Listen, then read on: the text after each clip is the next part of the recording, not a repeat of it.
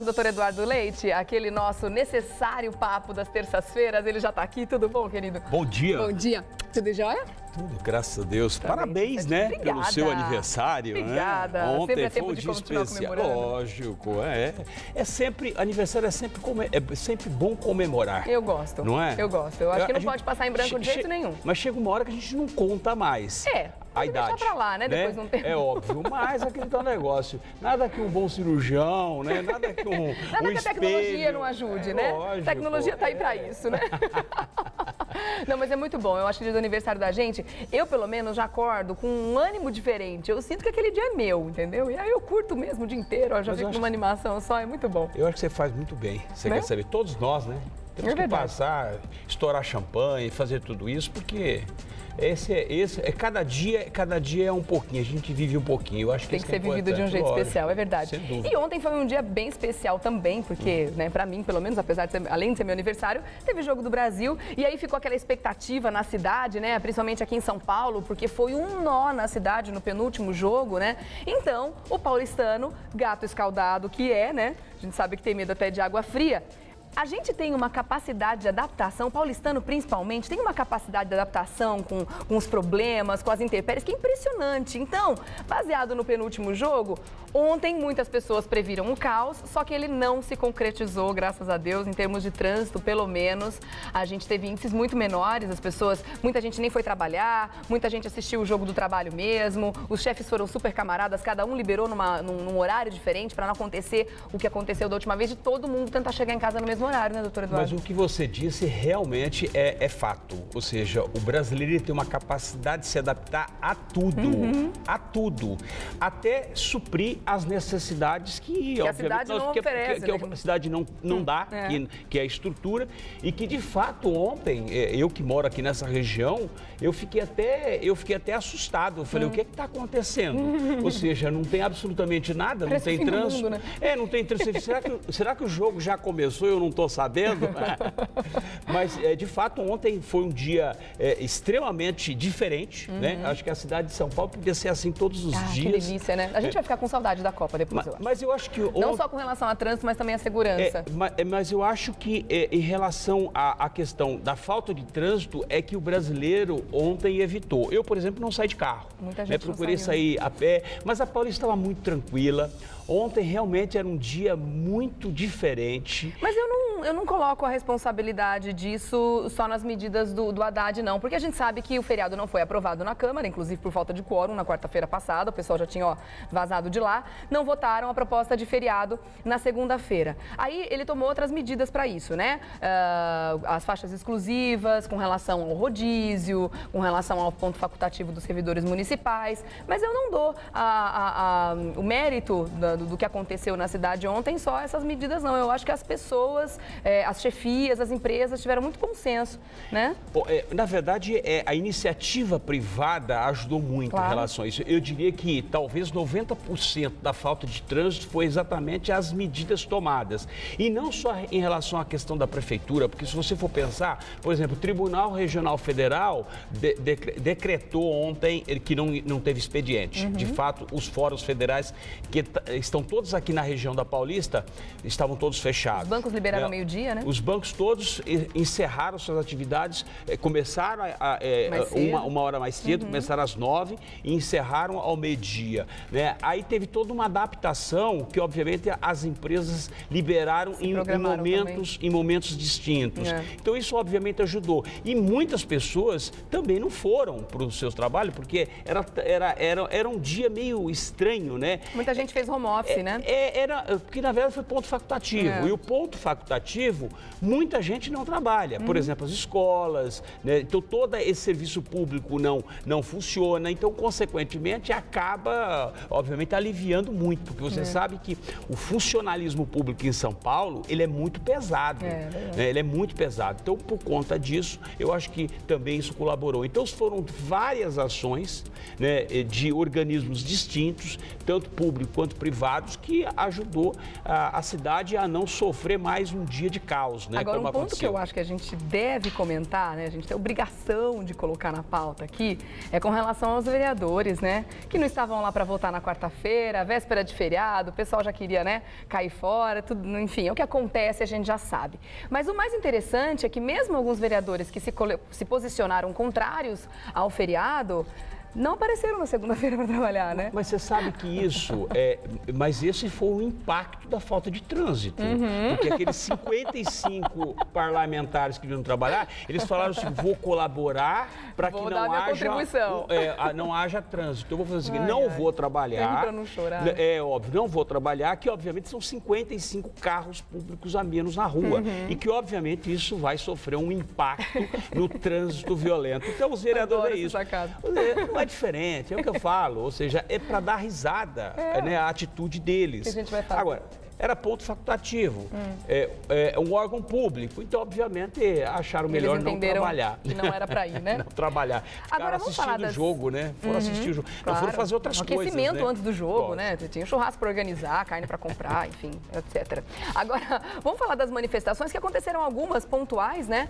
Não só aqui em São Paulo, mas em outras capitais também. Elas foram pacíficas, né? Até comparando com as anteriores, comparando principalmente com a do dia 19, que saiu completamente do controle e acabou com aquele quebra-quebra terrível com agências bancárias e concessionária de carro importado, e foi aquela coisa absurda que a Polícia Militar ficou assistindo de camarote e não apareceu para resolver a parada antes, porque tinha aceitado um acordo com o movimento Passe Livre, uma coisa bem esquisita, inclusive. Primeiro, Regina, eu acho que é importante nós repercutirmos essa questão da declaração do comandante da Polícia Militar.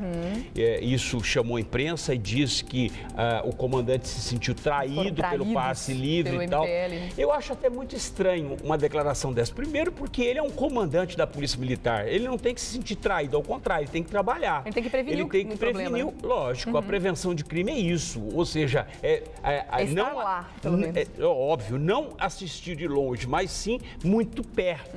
Então eu acho que a polícia, o comandante errou, né? Ou seja, primeiro que é uma entidade que não é reconhecida. Não tem personalidade jurídica, não tem absolutamente nada.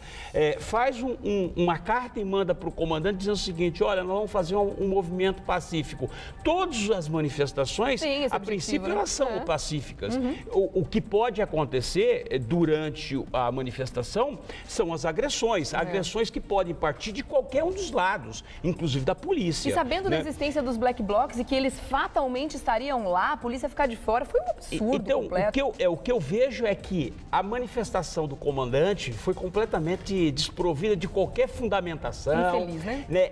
Evasiva, quis justificar para a sociedade. A sociedade não é boba, a sociedade percebe, tinha que estar lá, tinha que, na verdade, acompanhar de perto, principalmente a atuação. É inconcebível, sabendo de toda a estrutura da polícia, do serviço reservado da Polícia Militar, da inteligência, que aí eu abro aspas em relação à inteligência, porque isso está mais para burrice do que para inteligência.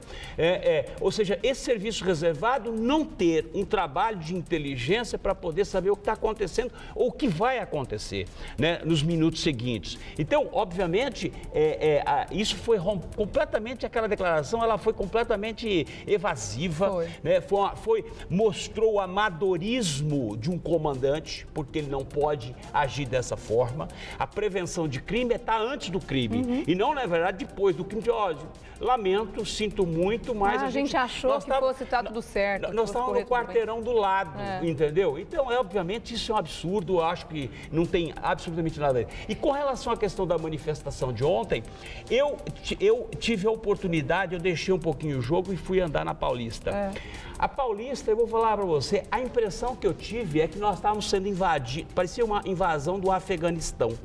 Por quê? Porque eu nunca vi tanta polícia na minha vida. Tinha 600 policiais para 200 manifestantes, né? E a quantidade de caminhões, aqueles 260 milhões que o Alckmin gastou para poder comprar aqueles caminhões e aquelas fardas todas que pareciam transformando o policial militar em Robocop, né? Ou seja, estavam todos na rua ontem. Ele tinha que mostrar que ele gastou 260 milhões para poder debelar 200 manifestantes.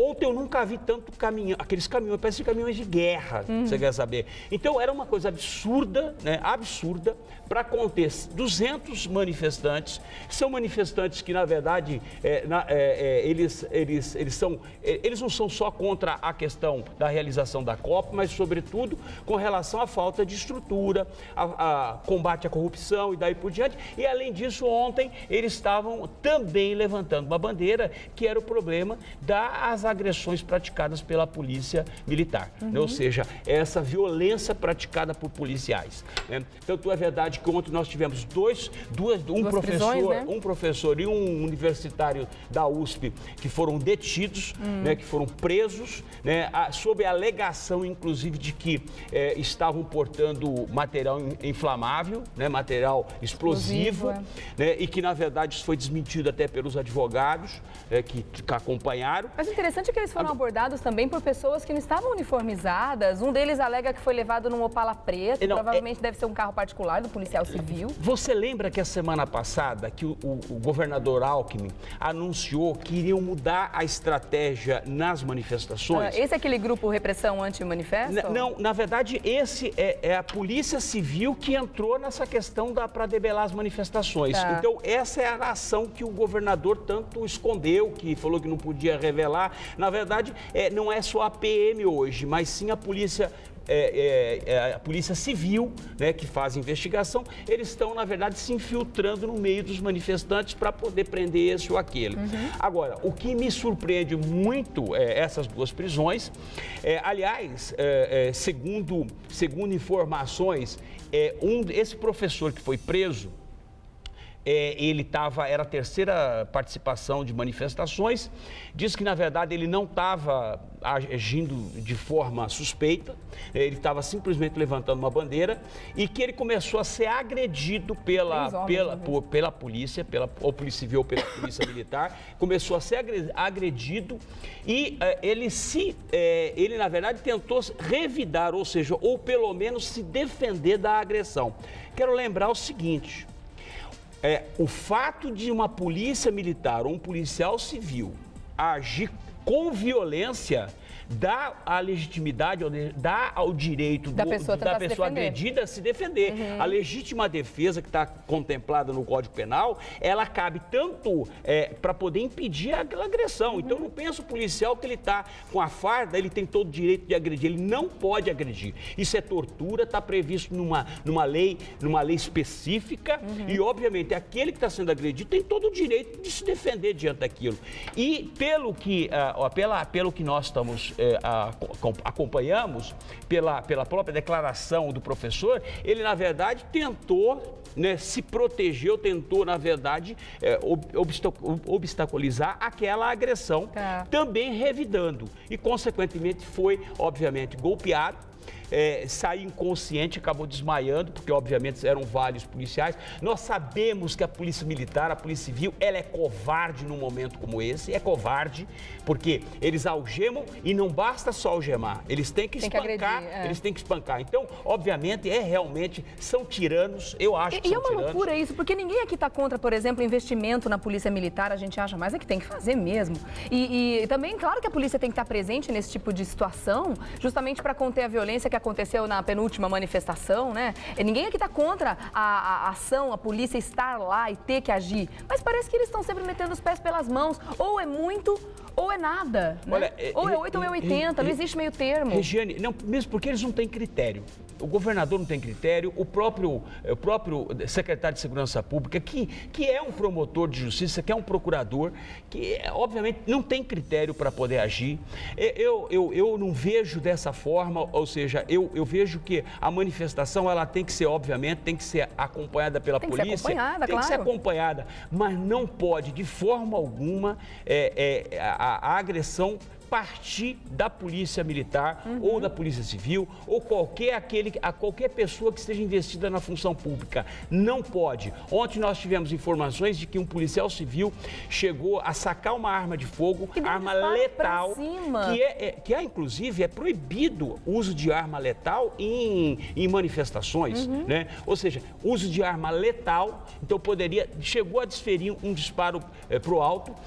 O que acontece? Chegaram, inclusive, inclusive, não sabem, vão investigar se realmente essa pessoa é um policial civil ou não é, né? Mas eu acho pouco provável, eu acho que a probabilidade de ser um policial civil é grande, por quê? Porque esse mesmo indivíduo que deu um disparo, que sacou a arma e deu um disparo, foi aquele que deteve o manifestante e que foi conduzido para a polícia. Então, o que acontece? Eu acho que a polícia militar, ela não pode agir dessa forma, a polícia civil não pode usar armas letais, entendeu? Eu acho um absurdo, inclusive, Regiane, que uma pessoa que está acompanhando, né, ou seja, um observador legal, porque você sabe que hoje a OAB, alguns organismos de direitos humanos colocam observadores para poder acompanhar a ação da polícia, a ação dos manifestantes e, obviamente, relatar para suas instituições, para os seus organismos. Ontem, por incrível que pareça, um observador legal identificado com um colete, ele foi preso pela polícia, foi conduzido, né, esse observador. E esse observador, inclusive, a alegação da polícia é de que ele estava portando drogas. Como é que um observador, para mim é um pouco improvável que isso de fato aconteça. Um observador de um organismo, afinal de contas ele estava ali trabalhando, né? Um observador de um organismo de direitos humanos vem preso e a polícia vem e alega que ele portava drogas, o que é realmente absurdo. Nós sabemos, estamos cansados de saber que a polícia civil, a polícia militar planta drogas naquele que interessa para eles. Nós estamos cansados de saber. Tem muita gente que é presa nesse país portando drogas sem ao menos ser usuário, porque na verdade tem o grande interesse de desarticular. Então isso é realmente algo que tem que ser investigado. Acho que a Corregedoria não vai investigar isso, porque não tem interesse a questão corporativa, por questões corporativas mesmo. Então, eu acho que essa questão, de fato, tem que ser apurada, tem que ser verificada. Esse policial que teria sacado da arma e desferido um disparo para o alto, né, não pode arma letal. Esse observador, que eu não sei qual é o organismo, mas de qualquer forma tem que ter uma representação, porque isso é inconcebível nós termos diante de uma situação como essa. Então, eu penso que isso tem que ser investigado, tem que ser levantado. Se realmente as investigações acontecessem de uma forma assertiva, né, que resultasse em encontrar os responsáveis por cada ação, para que eles fossem realmente responsabilizados e pagassem por isso, com certeza as coisas aconteceriam de forma diferente. Como, por exemplo, naquele protesto que nós estávamos comentando agora, do dia 19, em que teve aquelas depredações todas, quem vai ser responsabilizado por isso tudo? Vai ser o Estado? A Polícia Militar, que foi omissa, que não agiu? Ou então, o MPL, que traiu a confiança da Polícia Militar? Quem é que vai pagar o prejuízo que as instituições privadas tiveram naquele momento? E a população, que fica amedrontada, que fica no meio daquele fogo cruzado, que está passando por ali e acaba entrando de gaiato na situação toda. Quer dizer, não existe responsabilização pelos atos. As pessoas fazem as maiores barbaridades e nada acontece. Bom, e falando ainda em investigação, a gente vai continuar esse assunto e o doutor Eduardo vai comentar com a gente agora também sobre as investigações que são feitas pela Polícia Civil com relação aos crimes. A cada 10 boletins de ocorrência que são feitos numa delegacia, sabe quantos deles terminam em inquérito? Quantos deles são investigados de fato? 1. É vergonhoso, é impressionante. Daqui a pouco o doutor Eduardo vai falar sobre isso também. Vem comigo.